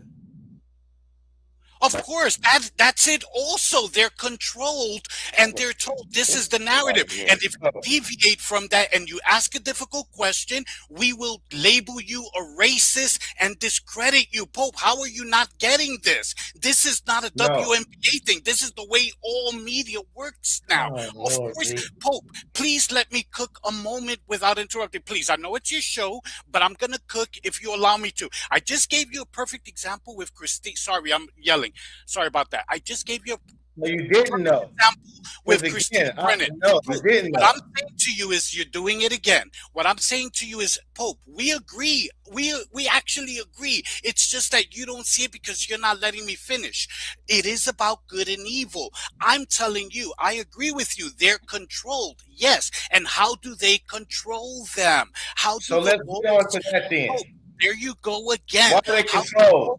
Control people. If you disagree with them, they call you racist. Period. You know this. Doesn't matter. That word gets thrown around so lightly now, it means nothing. Listen, man, shit means nothing. When you're in control, you gotta ask yourself, they scared to lose their job. It ain't because they be called racist. No. Bro. Listen, they're not worried about they're scared to lose their job. It wasn't Kristen Brennan was getting called racist. Kristen Brennan was getting called for her job to be had for. They were saying she was racist. Listen, you can test some people online. Okay, some people who's confused because that's how they that's what they want you to believe. What I'm telling you is, and what I'm telling my audience is that it's not about black and white. It's about good versus evil. They can push the racist shit is easy, right? That's the surface level bullshit you're talking about. That's what we're. I thought you was. That's why I be saying. I said the last time I was on it. I'm disappointed in that you don't see a lot of the shit that I was saying, because that's how you usually act like you see the shit. But you falling victim to exactly what they want you to fall victim to. It's about the evils. Listen, my man. Listen, because you telling the audience the wrong shit. It's about the evils. No, it ain't no both correct, because you got to have a higher thinking than that, Michael. You got to know. Not letting me finish. No. You got to have a higher thinking. No. Because it's from the beginning. Listen, they get handed the memo. They're not scared. They get told, these are questions you got to stay away from. These are you. It's the way. They have a format of you ain't able to go this route. So no questions about whatever it is. They get the memo of no questions about this is control. That's why nobody slip up and do it. And they know they asked to be handed, not by, a lot of people don't know who the fuck these reporters or these people who ask these questions even are. And they go over their head even when they announce, yeah, my name is Daniel Robinson from CBL TV 13 radio. And they ask the fucking question. Okay, whatever. But that's not about that, bro. The people who racist are the people who racist. We call out the people that's racist when they show clear racism. But we can't act like it's racism that every reporter is scared of. No, it's their job they're scared of losing because they're controlled and they want that money. So they'll do whatever for the money and say, even though I want to ask this question, and I know this shit, they have to answer the question to it. You can't call it racist when a white woman is running the show with the black woman. It's the woke bullshit. And yeah, you can say that, but that's the control. Oh my God, that's so naive. You just said something very naive, but go ahead. No, man, no, I'm done. I'm letting the plane. I'll land the plane. Okay. Please let me cook now, because you're going to see that we actually agree. The chat sees it, I see it, but you don't see it. I'm going to read you something real quick. Sports journalist Christine Brennan was accused of being a racist by the Women's National Basketball Players Association and others following a September 2024 post-game interview with Connecticut Sun guard Dejanay Carrington. Thank you. After that, there you go again. That's man. I just can't, because that's her dealing with a black player, solely a black player. You asking a question to Kathy Engelbert, please. You asking a question to Adam Silver, Kathy Engelbert, how is it that the Collier and Breonna Stewart are able to negotiate when they're co-founders of another league? Are you guys in support of that? Or are you guys okay with that? How do you feel? And that's what I'm asking. Why the question ain't got asked by none of them? That shit ain't gonna have nothing to do with no racism. If they ask, why the fuck, bro? Listen, bro, that's so crazy. Listen, I don't like when people just bring. This is why I'm so ticked off. Because one thing I don't like is when people just bring racism in the shit for no fucking reason, and that's what I don't like. It's enough racism that we can bring in the shit when it's on display. I asked you why nobody asked a question, a simple fucking question. It's not people who do that, whoever believe that bullshit in the chat, that yeah, they scared to be called racist for them asking, is that not a conflict of interest and how do they feel about it? And again, they don't have to be the words verbatim of what I'm saying, but something on the premises of that. It's not racism. That's a crazy word. Okay. That's crazy fucking so can I ask you a question? Because Pope, you can ask me the same question 5 times and cut me off. Or you can ask me Breonna Stewart is white too, so that's gonna be racist. That's what I'm saying. You guys is I'm gonna answer you. But you keep cutting me off after 10 seconds. You can do that 6 times. Bullshit. You're trying to bring up Kristen Brennan and fucking a situation with Dejanay Carrington. I'll tell you what. I'll prove you. If you let me cook, I'll prove you wrong right now. If you let me cook and don't interrupt, I'm going to prove you wrong. with examples. Number You one, prove me wrong on shit. Ain't no letting you say something. Say something correct. I'm trying When to. you say something I'm correct is trying when I to. let you when say something correctly. Thank you, War Dog. I want you to hear it, but he keeps cutting me off. First of all, when you say, how can they be afraid of being called racist? Please let me cook. Breonna Stewart is white. What the fuck does that matter? Chat and YouTube Pope, does anybody believe that part of the hatred towards Cece by the WNBA legacy media and the players is due to racism because she's white? Yes or no, please? The answer is yes, by the way. And people try to counter that by saying, oh, please, she's not the only white player that's ever been in the WNBA. And my counter to that is, yeah, but she's the only white player who has made the impact that she has, so she's not comparable to the other white players. What you're saying is the same thing. I'm going to tell you right now what a lot of black people say to whites, Latinos, Asians, others, when they say, I'm not racist, I got black friends. Oh, please, the whole black friend card. That's the same thing. Listen, How would somebody look at that question being asked to Adam Silver, Breonna Stewart, that, yo, isn't it a conflict of interest if that's a league you're going against? How would anybody, that's a simple, no. Again, that's bullshit. That's what, again, this is just a narrative. Again, that's bullshit, people. And any of y'all in the chat, like, yeah, no. Them asking a question that's glaring to everybody. That's what I said first, too. Something that's obvious to everybody. That is conflict of interest. So whether you're a Caitlin Clark hater, it don't matter what you is. Whether you want the girls to get a contract, it doesn't fucking matter. That is a fact that them being co-founders of a league, professional women's league, who's taken the WNBA players and signing them to multi-year deals, is a fact. So it is no, that's racism. No, it's not a fact that Dejanay Carrington poked Caitlin Clark in the eye on purpose. It's not a fact. We know she did it on purpose, but you can't prove that in a court of law if you had to.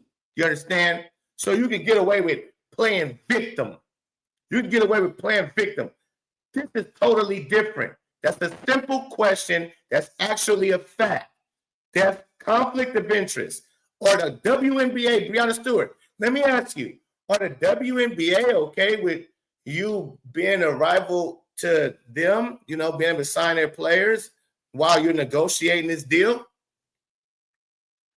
That's racism. You think black people gonna come out and say, oh, they asked Breonna Stewart if she is a conflict? That's racism.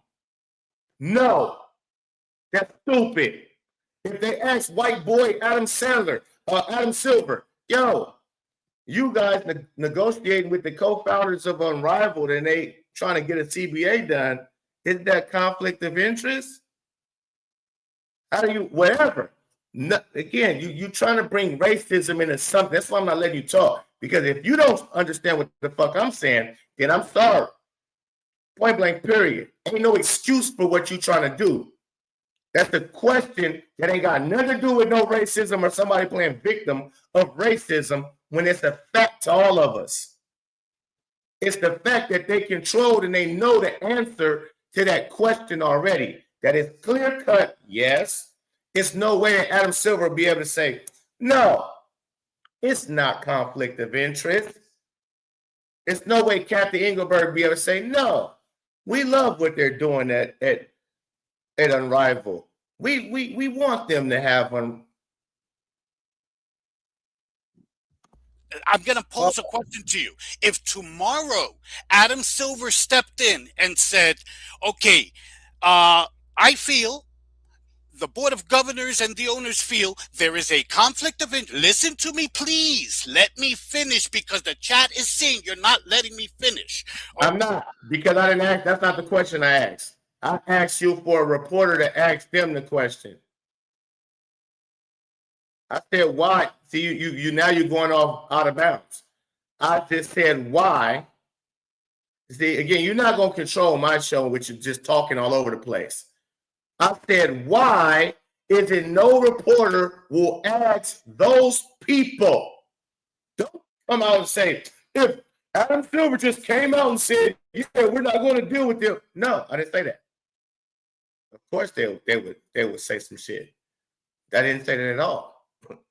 So you get it misconstrued because you're trying to be right. I said reporters, why don't they ask them? Ask them what? Motherfucker, you've been here this whole time. I'm not about to repeat myself again for you. If you didn't catch it all the times I just said it, then motherfucker, clean your ears. I asked them what it is with this. How do they feel about negotiating with two players that's on in another league? Plain period. No, I'm not going. I'm going the same direction. Pete trying to go in another direction.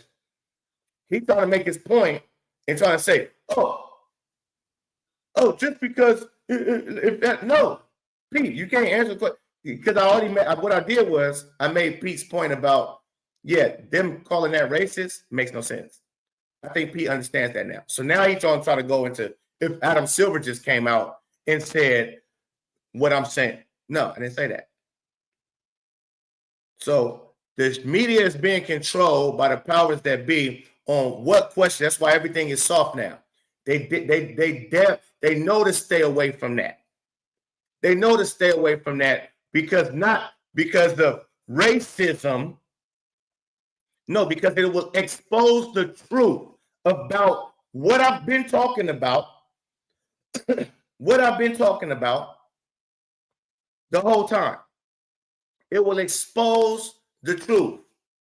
No, because you off balance and you're trying to take my show into a racist direction onto some other bullshit. No, we see again. Everybody is lost in the discussion. I stopped and said, why is it? Because they're controlled. They know not to go there because this is all part of the plan. They're all colluding together. So they know, hey, those motherfuckers, reporters, they know none of them better ask that question. Point blank, period. Because you would expose them on having to say no or yes. If they say no, everybody know they be lying. And then people have to start scratching their head. Well, actually, that is conflict of interest. Anybody who probably not even understanding that, that's a conflict of interest. Point blank, period. Doesn't matter. So you would have to be, that's hand to the fire. Answer this tough question. Hey, isn't that conflict of interest, Miss Kathy Engelbert? They wouldn't get called racist. They'd get fired for asking that tough ass question, and you have to make them answer something of that stature. That's nuts.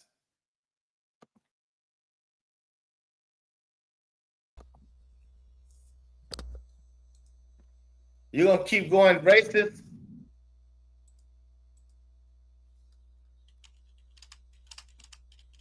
You want to talk about racists?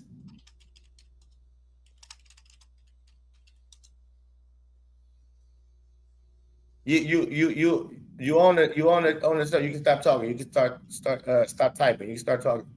Okay, Pope.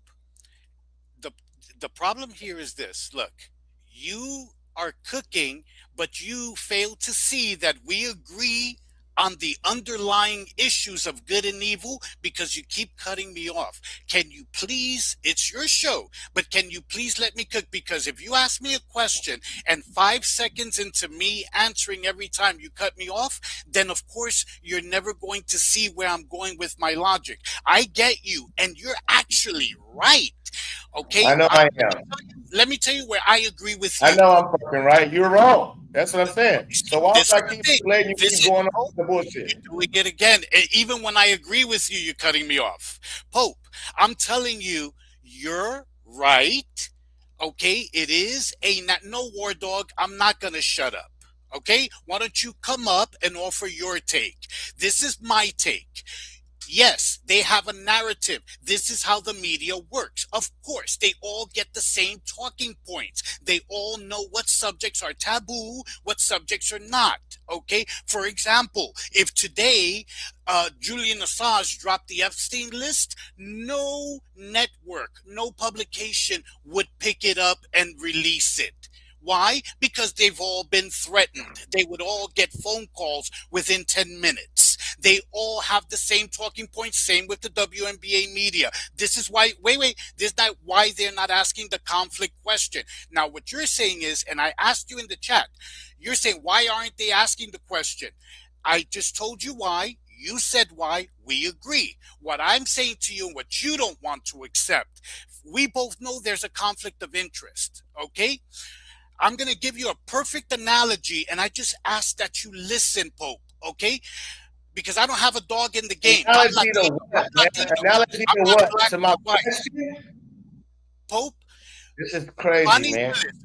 Pope. Fani Willis was accused of having a conflict of interest in the Trump case, and from day one until yesterday, she is still using the racism card. That is all she has done, and that was a question about conflict of interest. If this is my example that you cut me off on. If Adam Silver tomorrow came out and said there is a conflict of interest, the Pope was right, everybody's right, there's a conflict of interest because these are unrivaled owners. It has nothing to do with race or anything, blah, blah, blah.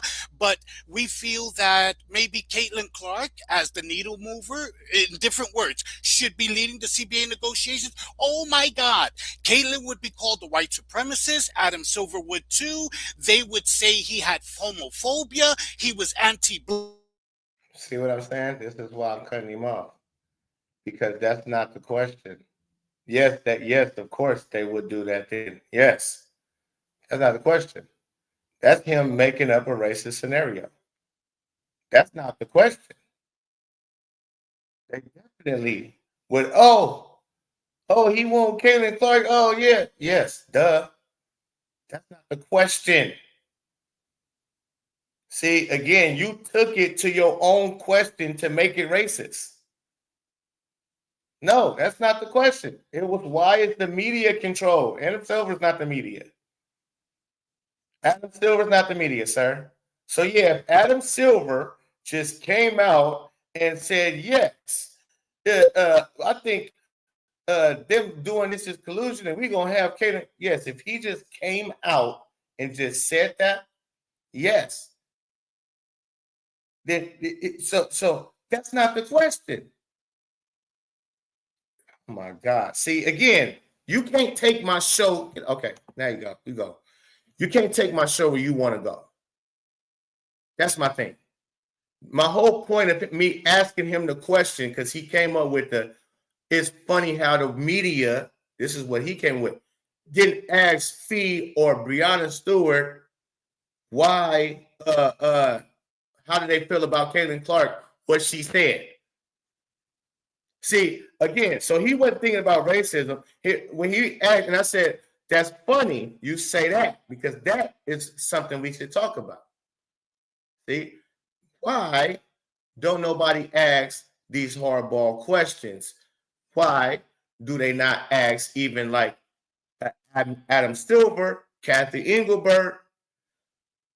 How do they feel about negotiating with two co-founders of another professional league during CBA negotiations? And however you frame your question, they can say it in a way more professional, PC way than I'm saying it. They can button it up however you want to button it up, to where it's just a question on how do you feel about this, Kathy or Adam? That is, or it's Unrivaled. Are you guys worried about Unrivaled? These girls not getting a deal done because they have Unrivaled. Like, you get so many different ways and angles they can ask Adam Silver or Kathy Engelbert this question. Has nothing to do with race, and they're not worried about being called a racist when they asking Adam Silver or Kathy White Engelbert the question about, are they worried about Unrivaled? Are they worried about whatever it is? And How do they feel about Breonna Stewart and Nefessa Collier negotiating these deals, knowing that they are rivals, basically? Nothing to do with Adam Silver just coming out the blue and saying, we're going to kick Breonna Stewart and Nefessa Collier off the. No, their whole purpose, which I've already said. See, I've already said, their whole purpose is to get away from the WNBA players without no blowback, without no pushback, without nobody Black Lives Matter. So I understand they've been moving, did all this correctly. And again, what we've been talking about, what this whole show was about, was how Adam Silver and them ain't moving off of shit. Ain't moving off of shit, right? And how this dude, the WNBA, will come to an end. And I'm telling y'all, this is the WNBA. I mean, the NBA has been in on all of them having this new league, the Unrivaled, and so on and so forth. So that's the case, and it's clear case of conflict of interest. Then that's why the reporters won't ask them about said conflict of interest, because they're controlled by them as well. Just like the refs are in their pocket, the coaches are in their pocket, the players are in their pocket, certain players are in their pocket.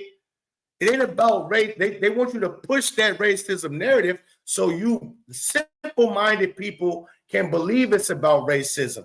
But they ain't scared to ask that question for racist reasons. They're scared to ask that question because it's on the memo. That's a question that's not being, you bet not ask. These are the do's, the don'ts. We can go here, we can go there. Because it will expose the truth behind what the NBA is doing to get from under the WNBA.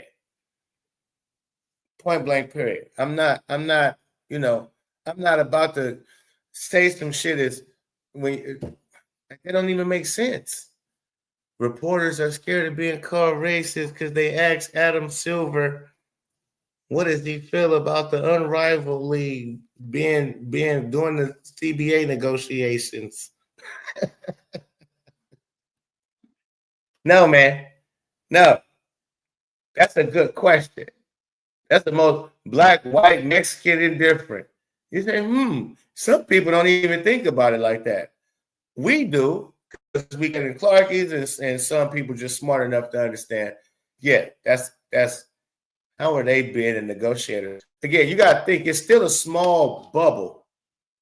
It's still a small bubble in the WNBA fans.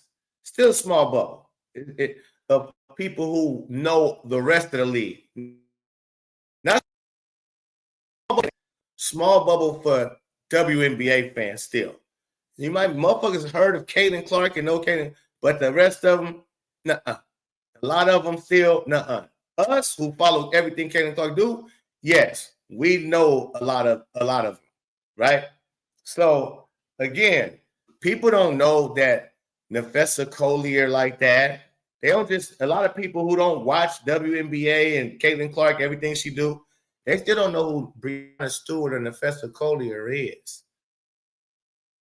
Yeah, they still don't know who they are for real, and the fact that they are sitting on, they don't know who a Wnba is.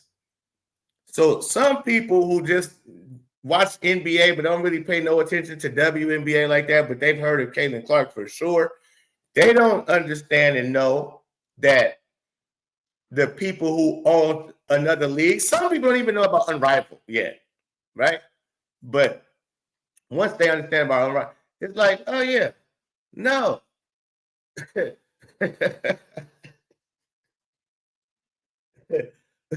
No, they're not supposed to be able to own their own league and still negotiate. No, no. You got even woke people that know better than that's a no. You got woke people be like, yeah, not for my business. You couldn't solicit it, and I know what. Yeah, that's weird on all accounts. So yeah, that's hand in fire, and ain't got nothing to do with Adam Silver. Don't try to turn my shit into something else, man. That's what we're not gonna do. But I'm gonna get on up out of here, man. It was fun. It really kind of died. I hated the fact that dilute. That's why I really don't like let people come up on my show. I really don't, because I hate when people try to take my shit in a whole other direction when I'm on a great, like when I'm on to something and it's clear. You understand? Like straight up, and you try to take it in a whole different direction that the show ain't going in. No, not at all. You talking? You just brought in racism, nigga, for no reason. And that's what I like. And again, if that's your opinion, then you must be stuck on that plantation. They've sold you a bill of goods. If you think the reporters are scared to ask them that question because they're gonna get racist backlashing, then you too far into believing the bullshit. Yeah, because no, it's not that deep. They're not doing that. And then you fucked up the whole shit because it had nothing to do with racism. It had everything to do with, because they catch them colluding. They'll catch them colluding. And that's a no question to Kathy Engelbert, Bree Stu, what's the name? Yada yada. They'll catch them, that's colluding. So no, they would have to answer that properly, and the right answer is, no, that's colluding. Appreciate y'all coming through, man. It's the Pope. Peace and love. I'm out.